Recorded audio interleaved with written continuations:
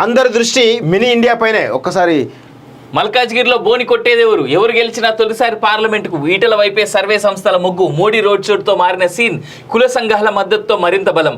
పట్టు నిలుపుకునేందుకు కాంగ్రెస్ ప్రయత్నం, గెలిచి నిలిచేందుకు బీఆర్ఎస్ ప్లాన్, ఉత్కంఠగా మారిన ఓటరు నాడి అంటూ చూస్తున్నాం. సార్వత్రిక ఎన్నికల రణరంగం చివరి అంకానికి చేరింది. ఓటర్లను ప్రసన్నం చేసుకునేందుకే ప్రధాన పార్టీల అగ్రనేతలు మొన్నటి వరకు రాష్ట్రాన్ని చుట్టుముట్టారు. ఈ క్రమంలో ఏ నియోజకవర్గంలో ఓటర్ నిర్ణయం ఎలా ఉండబోతోందన్నది అనేక ఉత్కంఠగా మారింది. కాగా రాష్ట్రంలో మినీ ఇండియాగా పిలువబడే మల్కాజ్గిరి పార్లమెంట్ నియోజకవర్గంలో ఓటర్ల నాడి ఏంటి, వారు ఇవ్వబోయే తీర్పు ఏంటి అనే దానిపై సర్వత్రా చర్చ సాగుతోంది. ఈ హాట్ సీట్ను ఎలాగైనా తమ ఖాతాలో వేసుకునేందుకే బీజేపీ, కాంగ్రెస్, బీఆర్ఎస్ విశ్వ ప్రయత్నాలు చేస్తున్నాయి. ఇక్కడ ఈ మూడు పార్టీల్లో ఎవరు గెలిచినా తొలిసారి పార్లమెంట్లోకి అడుగుపెట్టబోతున్నారు. అయితే క్షేత్రస్థాయిలో మాత్రం ఓటర్ల తీర్పు ఆసక్తిగా ఉండనుందనే అభిప్రాయాలు వ్యక్తమవుతున్నాయి.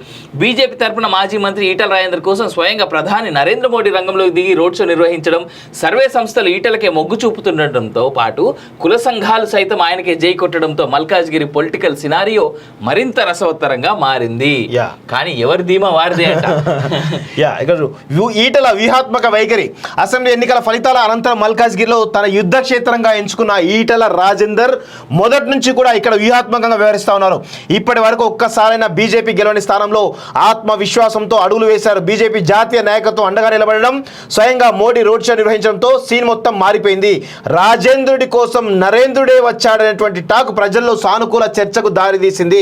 మరోవైపు ఉద్యమకారుడిగా, మంత్రిగా ఈటలకున్న పరిచయాలు ప్రచారంలో ప్రత్యర్థుల విమర్శలను సమర్థవంతంగా తిప్పికొట్టే ఓటర్లు కన్విన్స్ చేయగలిగారనే చర్చ జరుగుతోంది. కోవిడ్ సమయంలో ఆయన సేవలు, కేంద్రంలో మోడీ చరిష్మా కలగలిపి ప్రత్యర్థులను ఇరుకున పెడుతూ ప్రచారంలో సెంటర్ ఆఫ్ అట్రాక్షన్ గా నిలవడంతో ఈటల సక్సెస్ అయ్యారు. ఈ క్రమంలోనే people's pulse survey, 26 strategy survey సంస్థలు సైతం మల్కాజ్గిరిలో ఈటల 46.79% ఓటు షేరుతో బంపర్ విక్టరీ సాధించబోతున్నారని అంచనా వేశాయి. సో వాస్తవం కూడా ఇక్కడ ఒక నరేషన్ బిల్డ్ అయింది. రాజేంద్రుడి కోసం రంగంలోకి నరేంద్రుడు అనేటువంటి ఒక నరేషన్ చాలా బలంగా గ్రౌండ్లోకి పోయింది వాస్తవంగా. సో ఈ రాష్ట్రంలో నాకు తెలిసి ఈటల రాజేందర్ అదేవిధంగా రఘునందన్ ఇద్దరు చాలా ఫెరోషియస్గా ప్రచారం చేసినట్టయితే చాలా స్పష్టంగా తెలుస్తుంది. మిగతా అభ్యర్థులు చేశారు వాస్తవం, కానీ వీళ్ళిద్దరు అందరికి మించిన ఎక్కువ చేసినటువంటి చాలా స్పష్టంగా తెలుస్తోంది. సో చూడాల్సిన అవసరం ఉంది. మరి వీళ్ళ గెలుపు బలాలు జూన్ 4న వీళ్ళ జాతకాలు అనేది తెలిసే అవకాశం కనబడతా ఉన్నాయి.